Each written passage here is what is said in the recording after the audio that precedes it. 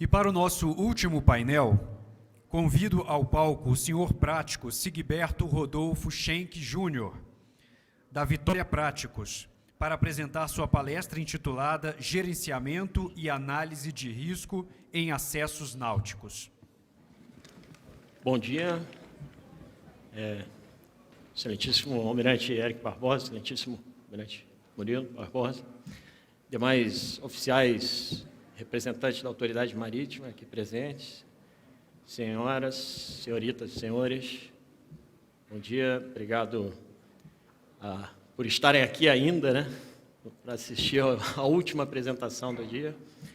Eu queria inicialmente parabenizar o CONAPRA, a diretoria e os funcionários também, né? Parabenizo na figura do nosso presidente, Gustavo Martins, pela excelência do encontro aqui, não só na organização, mas também no conteúdo. Muito obrigado. Né? E eu vou complementar, na verdade, o que vários palestrantes já falaram aqui hoje, né? Ontem também. Vai ser só meio que um sum de tudo. E quem já teve a chance de ver uma apresentação dessas de gerenciamento de risco, essa é um pouco diferente, porque a gente vai focar mais nessa revisão da NBR 13246, baseado, como o professor Mesquita já adiantou, nas normas que a gente tem de gerenciamento de risco no nosso país. Então, só para discorrer um pouco, vou fazer uma breve introdução sobre o risco, na atividade marítima, principalmente, focar depois quais são os riscos em acessos náuticos. E depois a gente vai ver como a NBR está tratando a gestão de riscos, a análise de riscos e o próprio tratamento desses riscos. E se a gente tiver tempo ainda, aí eu tenho mais algum bônus para a gente apresentar e trazer as conclusões desse trabalho. A gente pensa em risco, né? O fato de eu estar aqui hoje, eu não sou nenhum especialista em risco, a não ser pela atividade que eu desempenho todo dia, e como vários dos senhores aqui presentes, estão enfrentando os diversos tipos de riscos. A gente pode ter uma ideia dos riscos que se correm num dia normal de trabalho, por essa apresentação. Então, o fato de eu estar aqui e ter participado, ter sido convidado para participar da apresentação, da discussão da NBR, acho que está muito focado nisso. Né? E o risco sempre esteve presente na navegação, a aventura marítima, como se fala, ela, desde tempos imemoriais, sabia-se que os navios partiam, mas não tinha certeza se eles voltavam. Né? Muita coisa evoluiu, a gente melhorou a tecnologia, principalmente as instituições, como o doutor Agripino nos apresentou ontem, né? E a gente verifica que houve uma explosão, tanto através da globalização como da tecnologia, do transporte marítimo. Os principais trades, como a gente pode notar, sempre estão aqui no eixo leste-oeste, e os trades secundários estão no eixo norte-sul. Nós estamos num trecho secundário, se diria. Mas, independente disso, a densidade de tráfego é uma constante. Todos os portos, esses navios, eles precisam entrar nos portos. Então, todos os portos sofreram essa pressão de densidade de tráfego do incremento da navegação marítima. E os armadores, eles, sabiamente, eles buscaram ter ganhos de escala para atender essa demanda. Então, essa figura já foi apresentada, inclusive, já apareceu aqui uma nova categoria de 22 mil TUs, que está em projeto para ser lançado em 18 mil. Esse, até o ano passado, era o maior conteneiro, 18 mil contêineres equivalentes de 20 pés. Tem uma ideia, um contêiner, para quem não conhece, um contêiner equivalente de 20 pés, ele cabe 2 carros, seria mais ou menos dentro dele. Então, só para ter uma ideia das dimensões. E foi uma evolução tremenda na capacidade. Né? Você vê que em 60 anos que surgiu o primeiro navio conteneiro, para agora foram 20.000% de aumento. Né? Nesse aqui já é o que começou a navegar agora, o MSC Oscar, 19.400 euros. Isso não foi só uma exclusividade da carga do transporte de contêineres, né? O transporte de produtos de petróleo, de petróleo e derivados, ele já tinha atingido um ápice, hoje já não está tão, mas o transporte de minérios, a gente vê a mesma evolução. O Capesize da década de 70 evoluiu para os Vale-Max, um projeto ambicioso e muito bem conduzido pela Vale, que 35 navios de 400 mil toneladas de porte bruto. Esses navios têm 360 metros por 65 de boca, ou seja, a gente tem uma ideia de como a evolução desses... Isso não é uma exclusividade do transporte de carga, os navios de passageiro também cresceram, né? Então, o Oasis of the Sea, ele tem capacidade para 5.400 passageiros, e eu fico imaginando o que é evacuar 5.400 passageiros numa situação de emergência, quando a gente fala de risco. Então, essas dimensões e porte do navio, essa evolução deles, ela criou uma pressão, né? A gente aqui pode ver os tops de cada classe, um comparativo, né? Um Airbus 380 com um porta-aviões, né, de Charles de Gaulle. Eles criaram uma pressão tremenda sobre a infraestrutura portuária, não só na questão de cargo handling, né, dos portêineres que tem que ser investido, parte de carga, as filas que causam, mas também nos acessos náuticos, né? E uma questão muito importante é que, enquanto o custo por container ele vai caindo à medida que se aumenta o tamanho dos navios, o custo da infraestrutura vai aumentando, porque você tem que ter portêineres maiores, dragar mais profundo. Então, isso é uma questão que aumenta mais ainda a pressão, não só física, mas também econômica sobre a infraestrutura portuária. E pode-se falar, não, esses navios, esses tremendos navios de 18 mil TEUs não estão vindo ao Brasil. Mas é que existe um efeito de cascata, né? Então, os navios que estão sendo colocados no trade leste-oeste, eles repõem a capacidade de carga que existia e os navios vão descendo para esse trade norte-sul. Então, a gente já vê navios de 12 mil TEUs, 10 mil TEUs chegando em Santos, né? Então, ainda longe daquela capacidade de carga, mas já estão chegando aqui, né? Isso demanda, então, esse crescimento, porte, dimensões, densidade de tráfego, um planejamento dos acessos náuticos para se atender a esses navios. Isso, até então, em 95, a gente tem a norma da ABNT, a norma técnica AMT NBR 13246, e em 97, a norma da PIANC, que já bem mais avançada em termos de reconhecer as tecnologias existentes para, se você evitar uma abordagem determinística e mais uma abordagem, vamos dizer, de estudo caso a caso das situações, né? Essa, inclusive, foi traduzida por um esforço do CONAPRE, foi traduzida para o português na época. Só que essas normas elas têm 20 anos já, também elas estão desatualizadas, e aí, daí veio o esforço da gente fazer a revisão dessa norma, também pela chegada do PIANC 121, que eu vou comentar, que já foi comentado aí, eu vou comentar mais adiante. Bom, entrando agora em uma abordagem um pouco mais técnica, o risco, na verdade, quando a gente fala em risco, a gente tem uma ideia do que é risco, mas o risco é uma incerteza, ele é basicamente isso. Qual é a incerteza que eu tenho de atingir os meus objetivos, ou seja, uma navegação segura, pode ser várias coisas.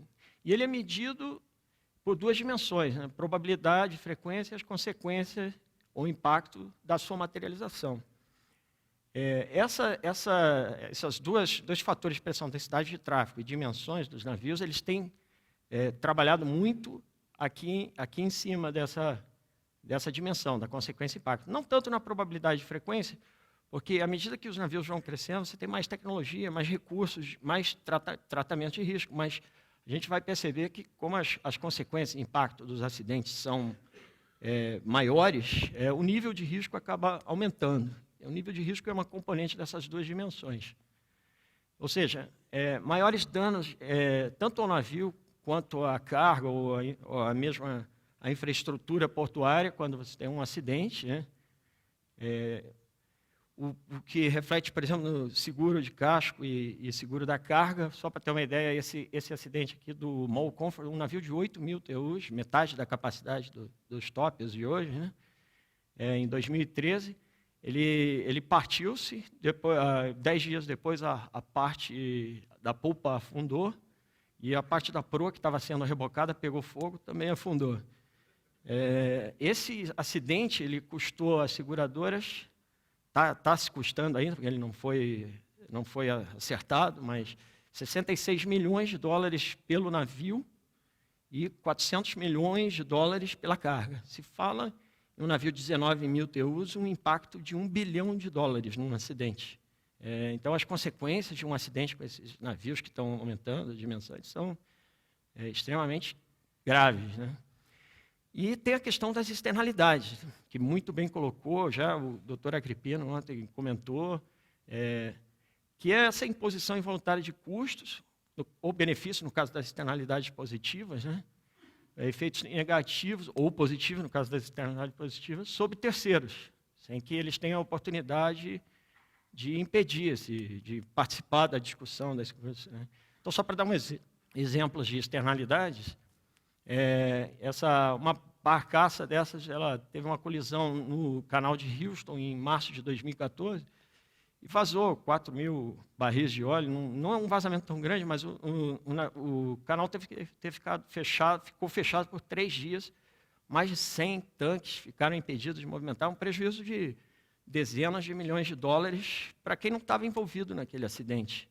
Então, esse é o tipo de externalidade. E as externalidades que a gente já conhece, por exemplo, o Exxon Valdez, um acidente, também não foi um dos maiores derramamentos de óleo, mas ele representou um custo de limpeza de 2,5 bilhões de dólares.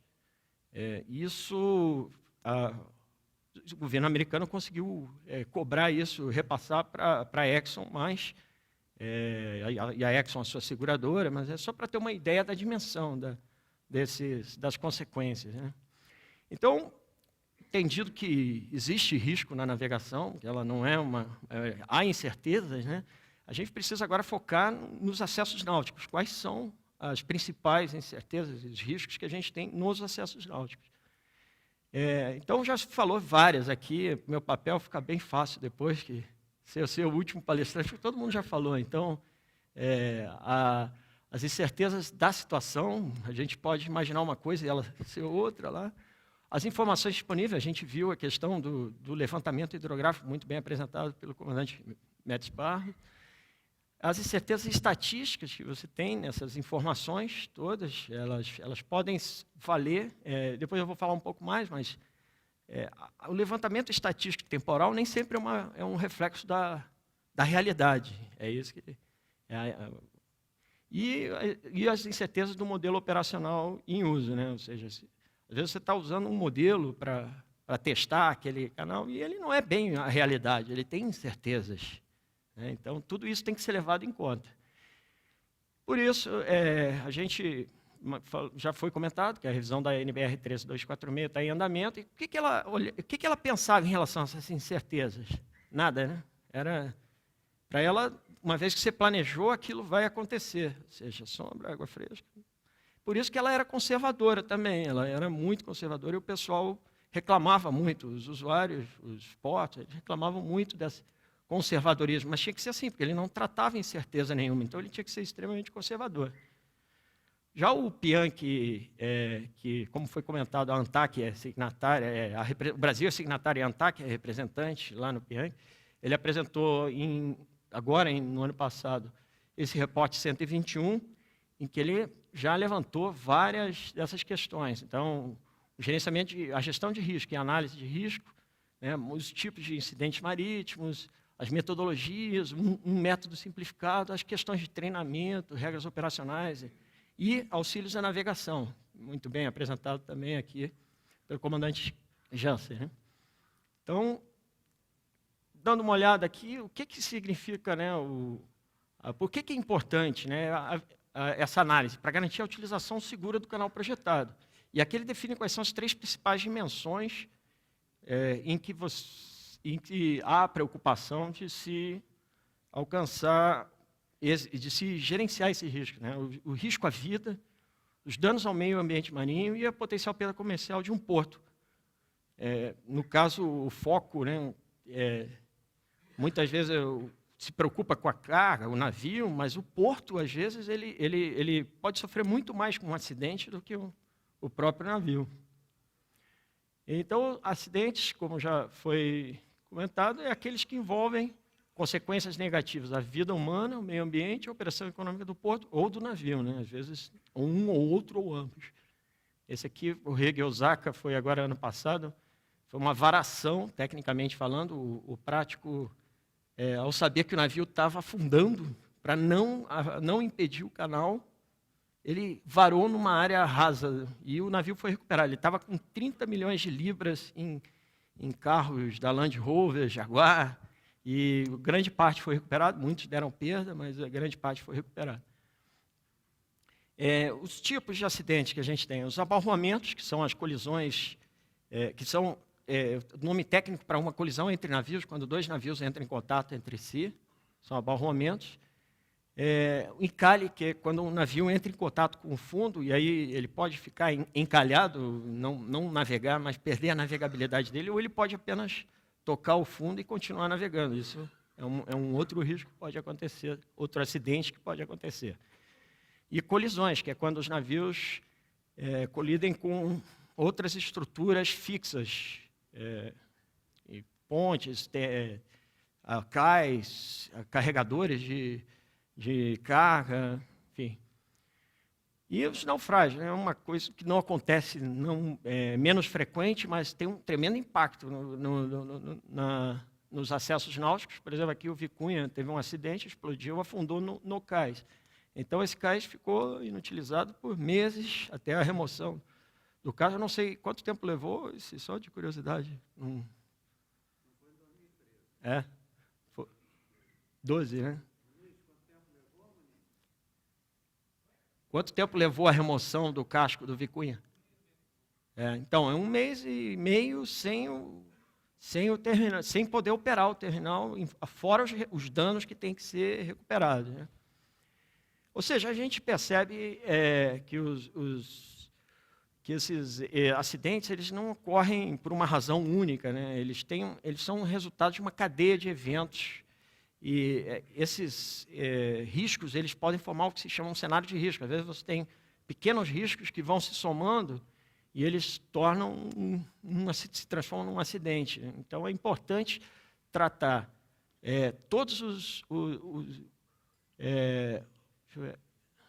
tratar todas as situações, né, identificar todas as situações que podem levar a uma situação de perigo ligada à navegação, às manobras, à trecação, amarração, a desatracação do navio em canais e áreas náuticas associadas. Ou seja, é importante tratar esses que eles chamam de incidente, ou quase acidente, ou near miss, né?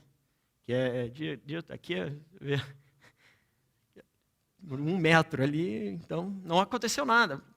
Mas esse tipo de situação ela precisa ser analisada, por que aconteceu, como se chegou, né? Então, tudo que é evento anormal, que não é consequência, ou que não é consequência do controle padrão sobre condições operacionais do navio. A gente viu a questão da manobrabilidade muito bem colocada pelo professor Mesquita. Então, o navio ele precisa ser garantida a manobrabilidade dele o tempo todo. Se você perdeu o controle do navio, seja por 1 minuto qualquer, aquilo foi um incidente.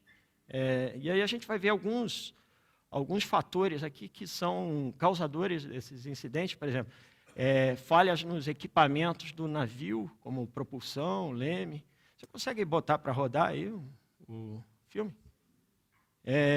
Esse aqui foi um acidente famoso que aconteceu em 96. O navio vinha descendo o rio e aí teve um apagão nele. Ele entrou navegando aqui dentro, né? Você vê, ele causou um dano aqui, era um hotel Hilton. Aí a gente vai olhar várias causas, né? Como é que se constrói uma instalação, uma edificação que dentro, sobre pilotia sobre uma área que é navegável, né? Então, não é só um fator, né? Outro caso aqui que aconteceu, o Maersk Holyhead e o Pequot no Lago de Maracaibo, lá na Venezuela. O navio vinha navegando um canal, de repente ele teve uma falha no leme, travou e veio em direção ao outro. uma colisão, por sorte não teve um tanque carregado com propano, não, por sorte ele não explodiu, mas ficaram também 3 dias aí para a salvatagem deles. Falhas nos meios de apoio, né? Por exemplo, aqui os rebocadores, né? A gente vê uma situação que a atuação do rebocador foi falha, ele quase afundou aqui com a Elizabeth, ou nos cabeços, nos cabos de amarração. Aqui uma situação em que esse navio, aqui, o Costa Deliciosa, com os fortes ventos, arrancou os cabeços do cais. Né? Então, pode ser... um caso parecido aconteceu com o Carnival Triumph, que estava atracado em Mobile para ser reparado de um incêndio que ele tinha tido. Ele também, com o vento, ele arrancou os cabeços, foi bater em outro navio, ou seja, um navio que já estava danificado, teve mais danos ainda, né? E causou danos a terceiros por falhas nos cabeços. Falhas humanas não intencionais, aí famoso, né? O Costa Concórdia, já mais do que falado, mas é importante falar que não foi a falha só do comandante. Todo o time do passadiço dele falhou. A cultura da empresa foi falha. Não adianta só colocar a culpa no comandante. É óbvio, a maior culpa foi dele, mas tem falha no time do passadiço, na cultura da empresa. Tanto que agora eles revisaram tudo, e estão até com alguns procedimentos que são considerados meio abusivos pelos práticos que têm trabalhado com o pessoal da costa. Né? Falhas humanas não intencionais também, prático também é humano, falha. Esse aqui foi um caso emblemático. O Cosco Busan estava navegando em situação de extrema baixa visibilidade. O prático confundiu aqui a passagem e acertou aqui o costado do navio nessa defesa da ponte. Sem maiores danos, além desses aparentes aqui, mas teve um derramamento de óleo também, uma externalidade, enfim. O prático foi condenado, inclusive, perdeu a licença, foi preso. Então, para dizer, todo mundo erra, o ser humano erra. Aqui uma outra situação, aquela situação do canal de Houston, essa barcaça de óleo, ela tentou atravessar aqui na frente do navio que estava navegando em baixa visibilidade, ou seja, o certo seria aguardar, ele estava vindo pelo canal, o certo seria aguardar, mas ela bateu, causou todo aquele problema. E peso de controle do navio devido a variações em condições ambientais. Isso aqui é um acidente muito sério que aconteceu em 1980, em Tampa. O navio vinha se aproximando aqui, veio uma tempestade, vento de 70 milhas por hora, e ele perdeu a visibilidade, o radar alagou. Quando apareceu de novo, ele estava em frente ao pilar. Já era. Foi uma tragédia, com perda de vidas, inclusive. Peso de controle do navio devido a interações com fundo, com estrutura ou outra embarcação. Aqui, uma ultrapassagem mal sucedida, e isso é extremamente... Todo mundo que foi a Port Revel ou Ilawa já sabe o perigo que é fazer uma ultrapassagem, e aqui se materializou esse risco de uma ultrapassagem mal feita. Né? Aquela distância mínima que tem que ter entre os navios, que foi explicado pelo professor Mesquita, está aqui. Ó. Porque acontece? Elas interagem, ele começa a sugar o navio, ele não tem mais como sair, ele não consegue mais sair. Ou seja, quem ultrapassa tem que passar, no mínimo, uma distância de 1,5 bocas, 1,6 bocas, né, que está lá na prescrição. Uma outra situação, perda de controle por interação com o fundo, esse é até um caso do ATPR, que todos os práticos têm que estudar. Lá, o Cosco Busan também é um caso do ATPR. Esse navio Eagle Tome, ele estava navegando aqui e teve uma interação com esse lado do canal, esse banco do canal, e ele atravessou, acertou esse navio e vinha uma barcaça descendo aqui e acertou ele. Ele interagiu, exato. Ele foi como que amplificando, ele interagiu com um lado, aí ele foi para o outro, aí ele corrigiu, aí ele voltou, ou seja, perda de controle do navio. Poderia não ter acontecido nada, mas, infelizmente, se materializou nesse acidente. E ações não intencionais de terceiros, até não envolvidos na navegação. Caso clássico que o navio ia passar pela ponte do Rio Guaíba, lá, e a ponte é móvel, né? E um carro resolveu furar esse engarrafamento, veio na contramão aqui, pum, caiu lá dentro. Ou seja, tem que parar a navegação. É triste, mas houve a perda de vida, mas também é um risco. A gente tem que pensar todos esses... Ou seja, os acidentes, eles na verdade, eles são quando vários riscos se combinam e eles, vamos dizer assim, eles acham um caminho até chegar num acidente, né? Porque normalmente o risco ele é sempre interrompido em algum momento, mas em algumas situações ele chega num acidente. Então, por isso é importante essa gestão de riscos. E essa gestão de risco que está no PIANC 121, uma preocupação do PIANC 121, foi incorporada, obviamente, na NBR 13246, na revisão da NBR 13246. E quais as metodologias que poderiam ter sido seguidas, né? Tem várias metodologias de gerenciamento de risco, você pode escolher aí. Porque a própria PIANC, ela trazia uma metodologia, propõe essa metodologia de riscos. Vocês vão ver que ela é muito parecida com uma norma técnica da NBR que já está aprovada, ela é decorrente da ISO 31000, que foi promulgada em 2009, gestão de risco, e ela tem duas normas principais, a 31000, elas foram traduzidas para o português como normas técnicas brasileiras. É a 31000, princípios e diretrizes da gestão de risco, e a 31010, que são técnicas para o processo de avaliação de risco. O processo de avaliação de risco é parte da gestão de risco, nós vamos ver um pouquinho mais adiante. E ainda, complementando, tem essa norma ISO Guia, que é sobre o vocabulário de risco, que é apresentado genericamente nessas duas normas. Então, o processo de gestão de risco, ele é um processo contínuo, em que você tem um estabelecimento de contexto, dos critérios, a gente vai ver isso. Aí tem uma outra fase que em inglês se chama Risk Assessment, e aqui é o processo de avaliação de risco, e você identifica os riscos, faz uma análise deles, uma análise qualitativa e quantitativa, e avalia se aquele risco precisa ser tratado ou não. E, obviamente, você tem que novamente acompanhar o que foi feito. E todo esse processo é muito importante, essa parte de comunicação e consulta. A gente vai ver que na norma ISO 31000, ela coloca a figura do proprietário do risco, que é aquele que tem responsabilidade ou autoridade para gerenciar o risco. E a parte interessada, que é aquela que pode afetar, ser afetada ou perceber-se afetada pelo risco. Agora, isso é importante, essas duas figuras, elas mudam conforme o contexto que está se falando.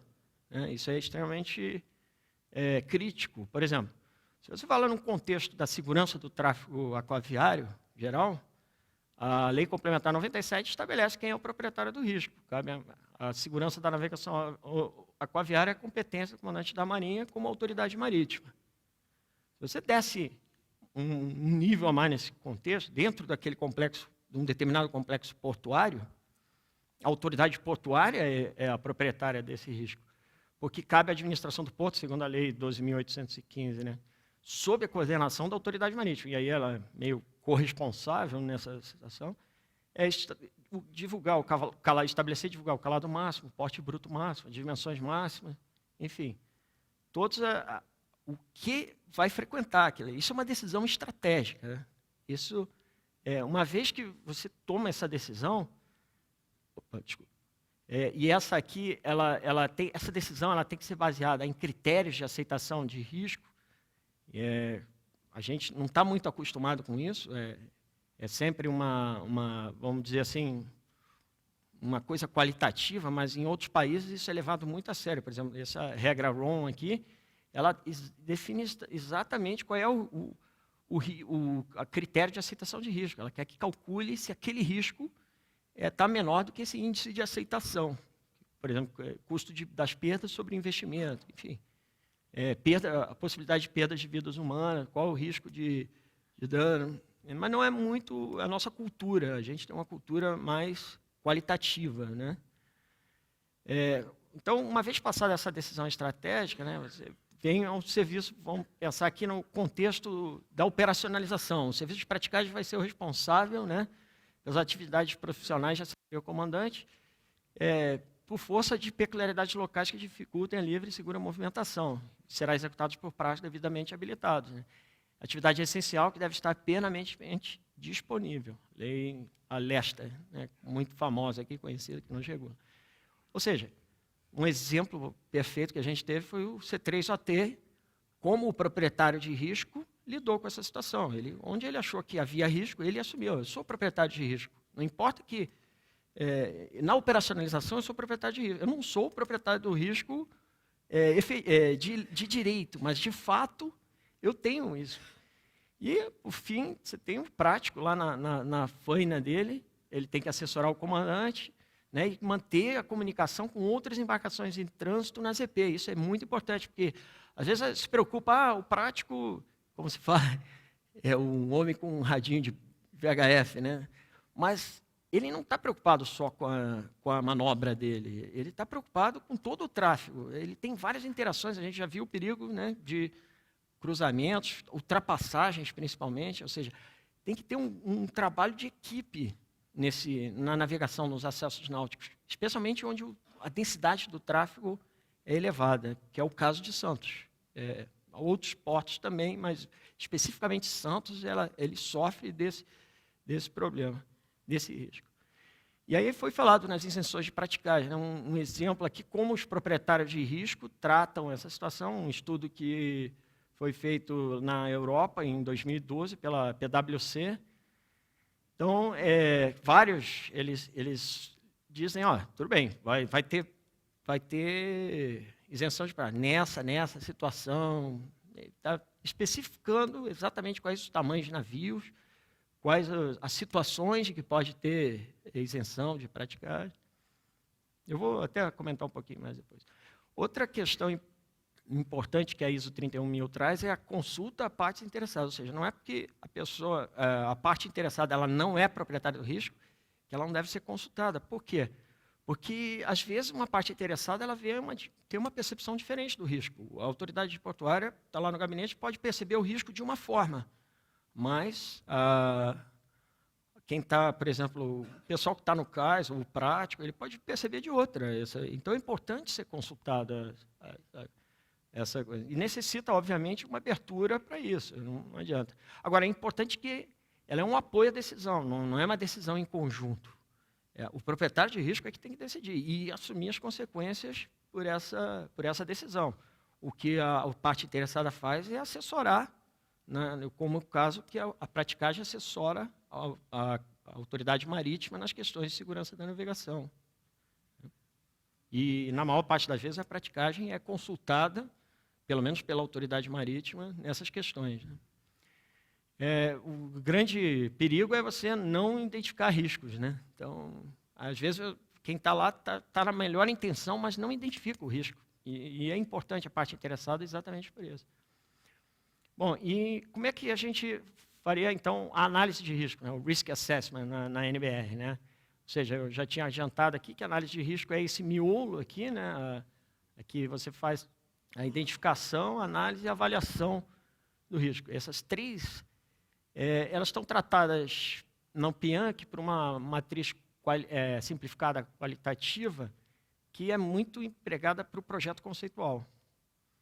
E ele pega a frequência de ocorrência, divide por a severidade das consequências, isso tudo qualitativamente falando, em 4 dimensões: a segurança para a vida humana, a reputação dos envolvidos, o impacto comercial para o porto e o impacto ambiental naquela área. E aí coloca na matriz de risco, como eu mostrei mais ou menos, riscos que estão aqui, eles têm que ser tratados, têm que ser trazidos para essa área. Os riscos que estão aqui, eles são tratados ou evitados, né? A gente vai ver. Eles podem ser trazidos através de tratamento de risco para outros. Então, as técnicas de análise de risco não são só qualitativas, elas podem ser quantitativas também ou semi-quantitativas. Né? Tudo isso, as qualitativas, elas têm menor custo e complexidade, indicam um nível regional e são mais adequadas no projeto conceitual. Já as quantitativas, elas são necessárias, né, pelo maior custo e complexidade, serem executadas só no projeto detalhado. Como falou, ir para o projeto detalhado quando já se tem estudado bem a questão. E a NBR ISO 31010 exatamente fala sobre esse processo. Então, ela vai mais a miúde e ela gera aqui ela lista uma série de ferramentas, ou seja, não é por falta de ferramenta. o interessado ele pode escolher qual é a ferramenta mais adequada para aquele projeto em termos de custo, em termos de complexidade, enfim. Cada uma é mais adequada para uma das fases. Então, essa aqui é uma tabelinha que tem lá na 31010. E, uma vez feita a análise de risco, né, ou seja, identificar os riscos, analisar, medir eles quantitativamente e qualitativamente. E aí comparar esse nível de risco com um contexto, né, com o critério de risco lá, você tem que tratar essa incerteza, essa nuvem negra aí, né, que é o risco. 4 estratégias básicas: evitar, não corre esse risco. Reduzir, aí você tenta, através de medidas de controle, diminuir a probabilidade ou a consequência dele. Transferir, o que é o caso quando você faz um seguro, você passa o risco para alguém, se acontecer, não é mais problema seu. Né? Ou reter, quando não tem outra opção, você diz, eu tenho que correr esse risco, não tem mais opção. Mas isso aqui tem que ser uma decisão muito bem fundamentada. Tipo, não, eu estou correndo esse risco porque eu não tenho outra opção. Para o proprietário de risco tem que ter essa clareza. Né? Então, algumas medidas de tratamento de risco aqui. Pode-se haver feito uma revisão do projeto, tanto na fase conceitual quanto detalhada. Aqui é um exemplo só, tem vários, já foram apresentados aqui, mas eu trouxe uma mudança feita na orientação de um quebra-mar lá em Salvador, uma ampliação do quebra-mar. O estabelecimento de limites ambientais, a gente viu principalmente ondas, ventos e correntes, que a gente viu todos como eles impactam no projeto conceitual, o professor Mesquita apresentou. As regras de operação, ou seja, como vai se operar esse canal, é muito importante. Isso aqui vai ser um resultado, essas regras de operação, ela vai ser um resultado do relatório de análise de risco com as medidas de controles que foram propostas no projeto detalhado. Isso vai, efetivamente, posteriormente, se transformar nas normas da autoridade portuária.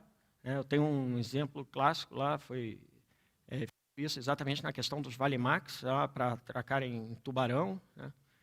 E, finalmente, essas normas elas vão ser homologadas pela autoridade marítima, nas NPCPs, através de Norman, e a autoridade marítima ela pode estabelecer ainda tratamentos adicionais que a autoridade marítima não empregou, que ela considere, eu acho que deveria ainda ser empregado tal tratamento de risco para essa situação. Então, o que tem que constar dessas regras operacionais? As dimensões, portes e calados máximos, muito bem explicado já aqui, eu não vou me adiantar. Janelas de condições ambientais, a questão do vento é extremamente importante.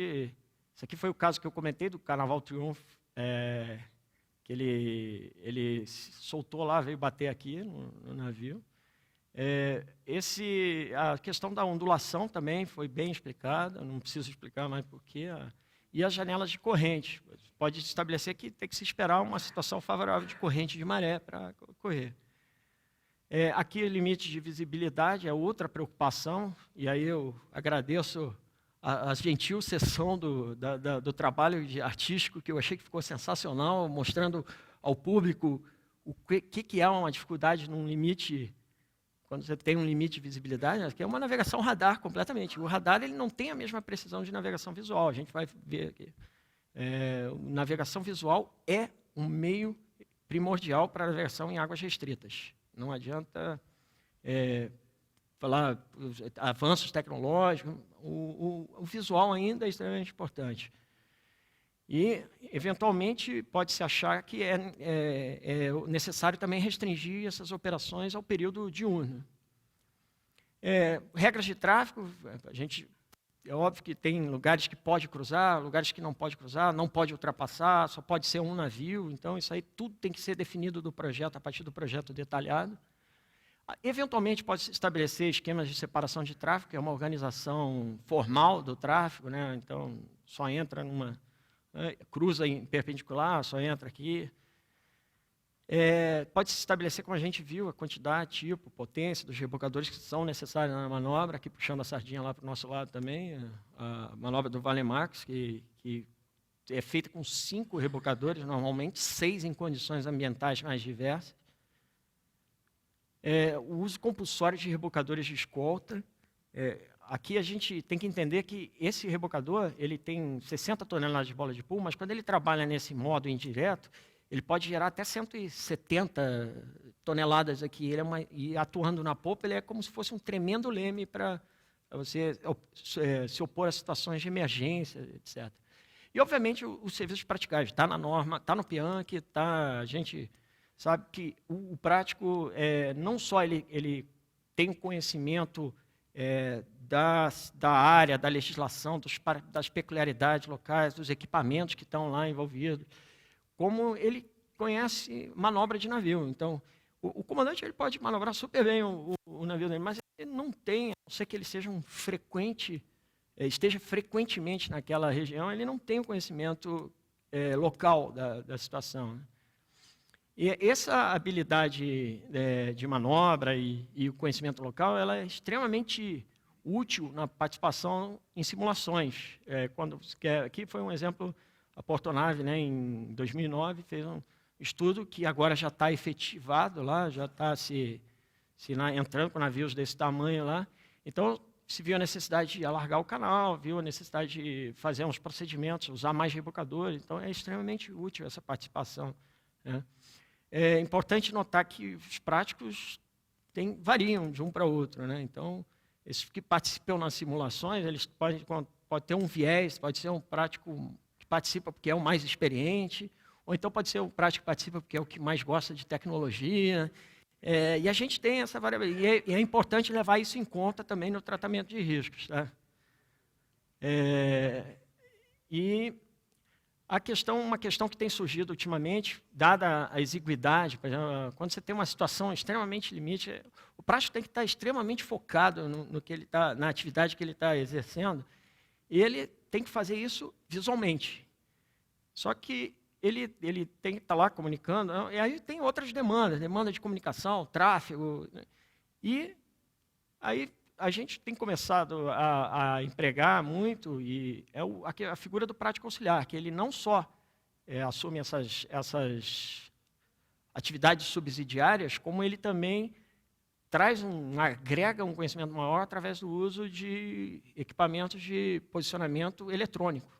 Ou seja, enquanto um prático principal está focado na navegação visual, na manobra, em lidar com os rebocadores e as ordens de máquina do navio, o outro está monitorando com a navegação eletrônica e está assessorando ele e assumindo as tarefas subsidiárias.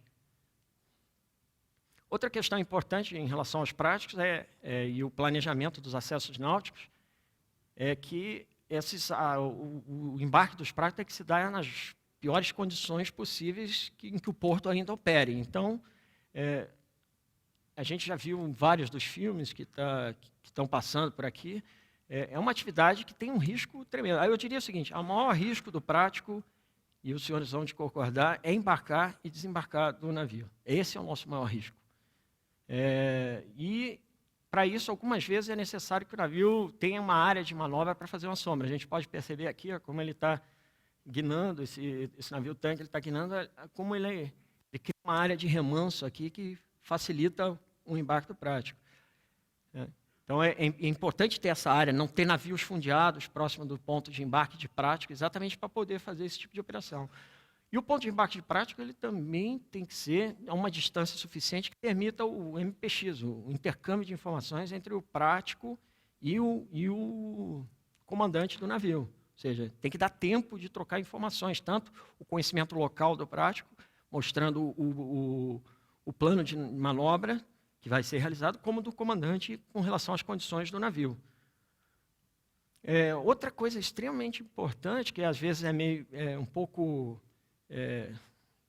legada a segundo plano, é a questão dos planos de contingência para situações de emergência.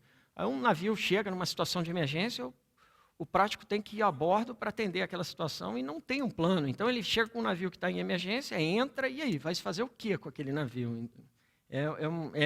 Tudo tem que estar definido, questão de incêndio, questão de naufrágio, água aberta, são casos comuns em que tem que ter um plano de contingência para isso. E aí já foi apresentado também outro recurso imprescindível, que é a sinalização náutica, pelo comandante Jansen, eu não vou tentar aqui, pode ser tanto, né, sinais laterais, aqui a gente vê as boias marcando claramente na maré baixa o canal, mas isso aqui para o prático, esse tipo de sinalização é extremamente útil, que o alinhamento, ele diz exatamente como você está em relação ao canal. A boia ela tem uma incerteza dela, mas esses auxílios na navegação, eles são, e na nossa ZP lá nós temos, praticamente todos os portos têm esse tipo de sinalização extremamente útil. Mais uma vez, a navegação é eminentemente visual. A navegação em águas restritas é eminentemente visual. Os auxílios à navegação eletrônica eles são ótimos, principalmente na questão de lidar com o tráfego, né? O AIS foi um grande avanço. O posicionamento hoje, a gente não tem muita questão sobre o posicionamento, cartas eletrônicas, a gente também tem os REC. Tudo isso aqui já é obrigatório o navio carregar pela IMO. Né? A IMO fez um... Então, tem ainda um phase-in, mas acho que estamos quase chegando, é 2018 que todo mundo vai ter que ter. Então, os navios, de uma maneira geral, eles têm melhorado muito os auxílios eletrônicos. Mas, independente disso, os práticos têm usado equipamentos que são de posicionamento extremamente precisos, chamados Portable Pilot Units, mais uma vez, para assessorar a navegação visual. A navegação é visual, eles usam isso apenas como um auxílio, não se faz nada que não se faria visualmente por causa que está se usando esse equipamento. Bom, eu estou com o meu tempo meio esgotado, mas eu vou correr aqui então rapidinho. O VTS é um outro recurso que tem, principalmente na questão do tráfego da ZP. Né, ele usa recursos tanto passivos como ativos. O importante só decidir, comentar o que eu vou falar aqui. Eu tenho uma ilusão de que o VTS vai fazer um controle de tráfego marítimo como a aeronave. Não é possível. A decisão, a manobra, ainda é consequência de decisão pelo tomado do marítimo, executada por outras pessoas. Então, além das incertezas todas que a gente já viu, tem uma incerteza do fator humano, a incerteza do comportamento humano. Né? Tanto na decisão, 70% a 80% dos acidentes são causados por erro humano. Então, por isso, talvez é necessário treinamento, né, em novas técnicas de equipamentos, navios. Aqui é o caso de um azipod manobrando, ou nas técnicas... Isso aqui foi comentado, é extremamente útil para treinamento, porque é muito similar à realidade. E a questão do ATPR, que foi lembrado, os aspectos humanos são muito enfatizados no ATPR, né? Novas tecnologias também fazem parte do ensino, da abordagem do ATPR, que a gente vê ali um PPU, aqui um azipod, que é um equipamento extremamente manobrável. Né? E importantíssimo também comentar é essa questão da participação dos práticos nas simulações de um novo projeto detalhado de acesso náutico. Ele, quando chega na realidade, ele já está familiarizado com aquela situação. Ele não é uma novidade para ele. Eles já tiveram contato com aquilo, ele já tem uma ideia da coisa bem adiantada. Aqui as isenções de praticagem, eu volto a falar nas isenções de praticagem, na seguinte questão. Nesse mesmo estudo, ele mostra o fator humano. A isenção é para o marítimo que está lá, que tem o conhecimento. Não é para o navio. O navio não manobra. Quem manobra é o marítimo que está a bordo do navio. Então, as isenções de praticagem não são para o navio. São para o comandante, eventualmente para o imediato também. E aí elas demandam qual é o conhecimento que ele tem, qual é a frequência que ele vai naquela. Se ele ele faz eventualmente exames escritos, orais, práticos, e o conhecimento da língua local, que pode ser demandado também. Treinamentos para mestre de rebocador, uma situação dessa aqui, sem treinamento, eu garanto que nenhum mestre de rebocador vai fazer, mas aqui você está multiplicando por 3 a potência desses 2 rebocadores. Né? E os operadores VTMS também vão ter que ser treinados, no caso, o C3OT ontem mostrou, né, a experiência que eles têm, o treinamento. Os VTMS vão ter que ter a mesma experiência no auxílio do tráfego da coisa. E as medidas de controle elas podem ser tomadas isoladas ou combinadas. Né? Então, você tem que avaliar que quanto mais a gente vai colocando recursos aqui de esforço, mais vai caindo esse nível de risco. Mas tem um ponto ótimo. Chega um ponto que você vê, não é viável economicamente continuar com isso. Né? O tratamento de risco pode criar novos riscos. Né? Então, é importante se fazer uma avaliação desse risco, usando medidas corretivas, caso seja usando a mesma metodologia, e sempre vai ter um risco residual, né? Seja por riscos que foram identificados e não conseguiram ser tratados, seja por riscos que não foram identificados. O importante é que a gente tente sempre, o proprietário de risco tente sempre deixar isso dentro de limites que sejam aceitáveis dentro dos critérios de risco. Bom, eu não vou ter tempo, eu passei aqui, era interessante, mas... conclusão. Então, a gente incorporou, né, esses pontos aqui eu ia falar um pouquinho antes.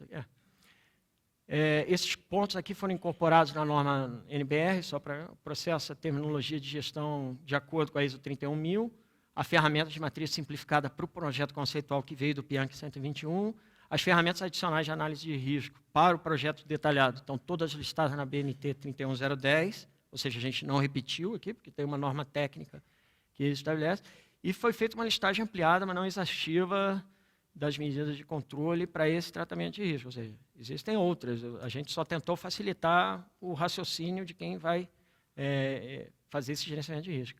E mais uma vez, eu coloco aqui dizendo, ó, as decisões estratégicas que são tomadas aqui impactam na liberdade tática que depois é realizada aqui. Se houver uma decisão estratégica insegura, que traga insegurança aqui, fica muito difícil corrigir taticamente na operação da atividade. E eu encerro desejando a todos aí uma feliz navegação, seja no seu veleiro, seja quando embarcarem em um navio de passageiros, uma navegação segura. Né? Obrigado aí pela questão. Desculpa aí pelo prazo. Né? Eu queria só... Tem 2 minutinhos? Não, eu queria só complementar aqui que esse trabalho da revisão da NBR, né, eu participei, Marcelo também, mas a gente foi mais um dos auxiliares lá, então eu queria agradecer principalmente a figura do presidente do Sindarma, o Mirante Rezano, que foi quem idealizou essa revisão, ele lutou por isso e tal.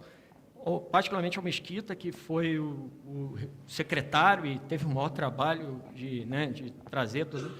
Mas agradecer também a participação de várias outras entidades, e foi muito bacana, um trabalho muito bacana. A Vale, através do Luiz e do Felipe, eles participaram muito. A Samarco, o Gâmaro, que está, eu não sei se ele está presente ainda aí, mas o pessoal de Itapuã também, Porto de Itapuã teve lá, participou, o NPH, ou seja, foi uma norma, um trabalho a várias mãos, de longo prazo e muito bem tratado. E que todo mundo agora vai ter a oportunidade de dar o seu pitaco também na consulta pública. E o trabalho depois da consulta pública ele vai ser revisado com as contribuições. Então, queria só fazer a parte aí. Obrigado. Alguém deseja fazer alguma consideração?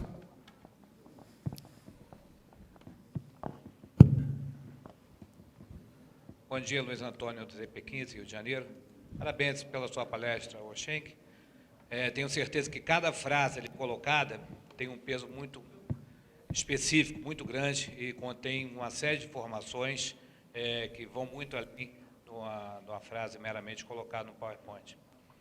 E começando aí, falar dessa última parte, que foi colocada, vamos dizer assim, de fora para dentro, a parte da responsabilidade. Então, queria abordar especificamente, por exemplo, a abertura do concurso para mais práticos, que foi realizada recentemente, em que, por força de uma decisão do governo, foi imputado um risco a mais na operação de praticagem.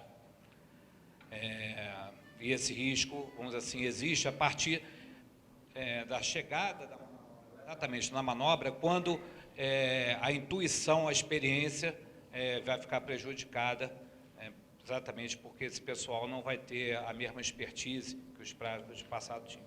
Então, eu gostaria que fosse abordado, primeiro, essa parte da intuição, ou seja, que é eminentemente um fator humano ligado ao uso do conhecimento que nós temos, mas não sabemos que temos, que está ligado basicamente à experiência.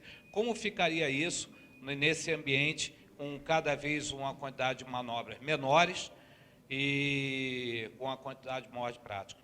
E a segunda, dentro ainda dessa linha, já que foi falado em fator humano, se já não seria a hora, dentro desse tratamento sistêmico, de nós incluirmos algumas questões da parte psicológica do prático, né?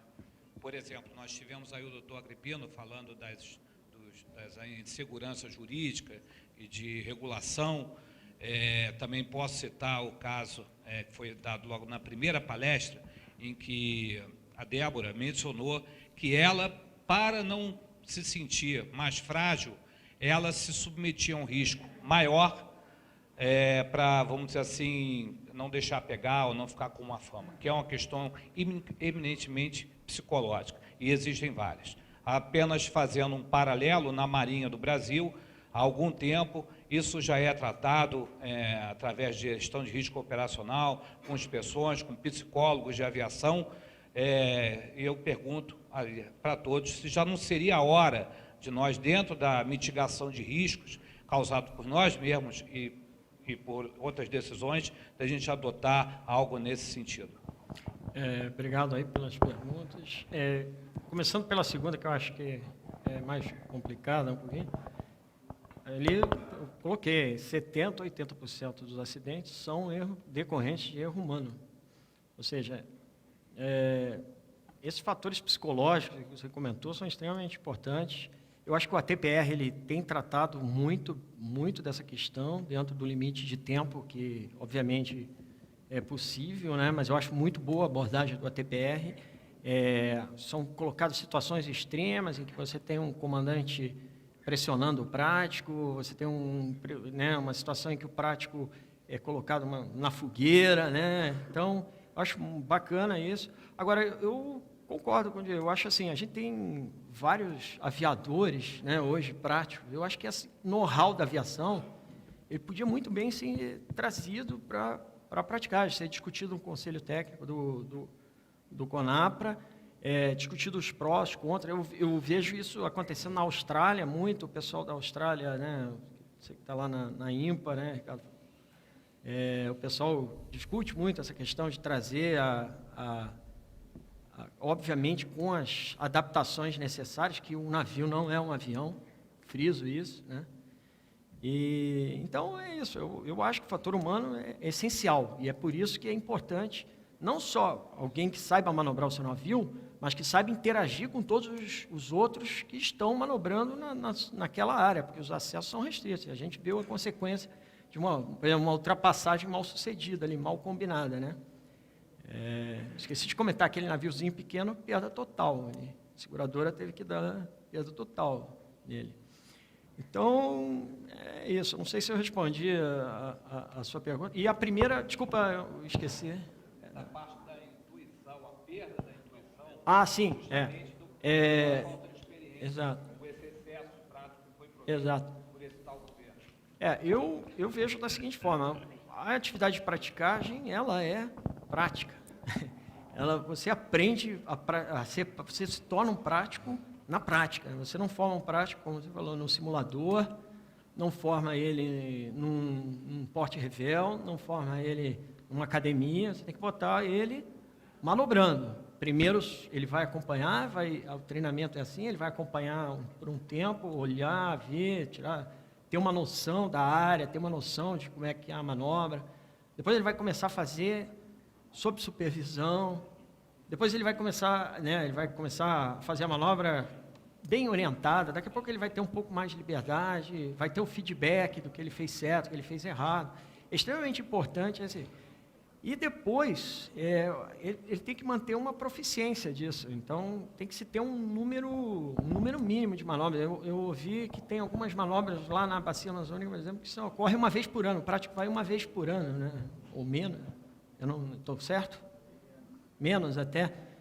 Eu não acho muito proficiente o cara que vai uma vez por ano num lugar e se dizer um conhecedor do local. Eu acho que isso tem que ser levado em consideração. Não sei, aí é o proprietário de risco que tem que avaliar, porque o prático ele vai lá. Se ele for escalado, ele vai lá. Por exemplo, a minha praticagem, eu posso falar lá, como tem umas certas manobras que ocorrem menos, a gente tem uma escala separada para garantir que todos vão lá no mínimo de vezes para manter essa proficiência, né? Não sei em outras como é tratado isso, mas chega um ponto que você tem 50 práticos e 2 manobras, não vai dar para todo mundo fazer aquela manobra, não tem como. Eu não sei, assim, mais do que isso, eu acho que eu também não tenho condições de e aí eu acho que eu vou além da parte de gerenciamento de risco, para entrar numa questão política, entendeu? Não sei se eu respondi a tua pergunta, né? Obrigado. Hein? Então, Schenck, agradecemos por sua apresentação. Ainda tem mais uma? Prático Marcelo, São Luís, novamente, rapidamente. Bom, pegando o gancho na minha pergunta anterior, o comandante Jansen, etc., para mim fica muito claro que você aprovar um projeto equivocado de canal, de bacia de evolução, etc., você introduz um risco desnecessário no sistema, certo? E voltando à minha ponderação inicial, como isso não está claramente definido, e você mostrou bem no começo ali, aquelas duas leis, artigo 17 e 18, imputa responsabilidades tanto para a autoridade marítima quanto a portuária, eu acho que está na hora realmente de, a partir desse ponto de inflexão, de se criar realmente um organismo, uma entidade, alguém que efetivamente faça o papel de verificador da qualidade dos projetos de portuários, para que esse risco não seja obrigado a explodir na mão do prático, como você falou, ação tática lá embaixo. A gente vai cortar na estratégica. Eu queria que você comentasse essa minha pergunta realmente à luz dessa metodologia. É muito boa a pergunta. Eu acho assim, esclarece...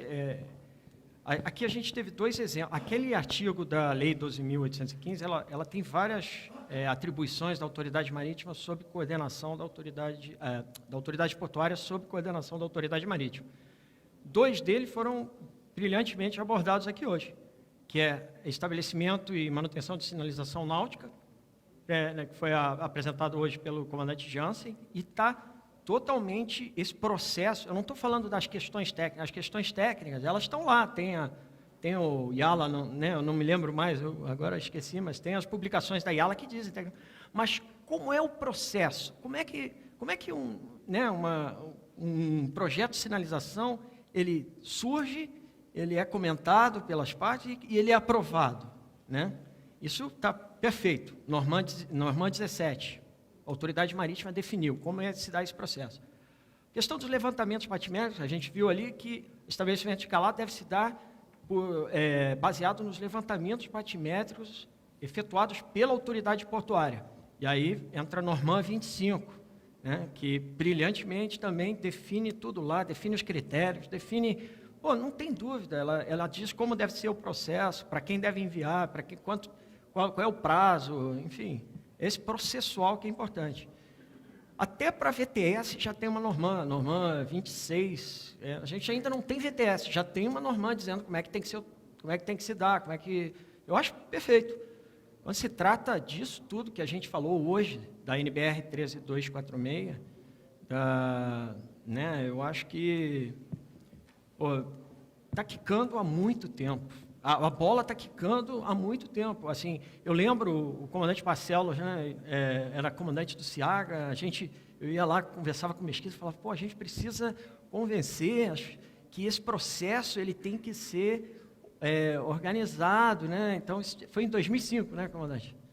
Então, assim, nós estamos eu, Mesquita e o comandante Arianor, na época, era da DPC, lá era funcionário, era assessor lá na DPC, era assessor da DPC, oficial da DPC, também estava preocupado com essa questão. 10 anos se passaram e ainda eu fico feliz de saber que a DGN finalmente acordou lá, está se estudando o problema, pelo menos, que tem que ter uma definição de como se dá essa coordenação, como cabe à autoridade portuária, ela é proprietária de risco. Mas como é que se dá essa coordenação da autoridade marítima? Quando eu pergunto, mas qual é a norma? Tal, aí, não, aqui tem uma Nortec, mas a Nortec é o quê? Não, é uma norma interna para os capitães dos portos. Mas quem tem que apresentar o estudo tem acesso a essa norma? Não. Então, como é que o cara sabe se vai ser aprovado ou não o estudo dele? Porque ele não tem acesso a essa norma. É uma questão que eu já conversei com o pessoal da DPC que participou lá na NBR, coloquei lá isso, ou seja, é importante. Bom, eu espero que eu tenha respondido aí a questão. Obrigado, hein? Obrigado. Schenck, obrigado mais uma vez. Obrigado. Nós vamos chamar ao palco Nós vamos chamar ao palco o prático Ricardo Falcão para entregar uma lembrança do evento.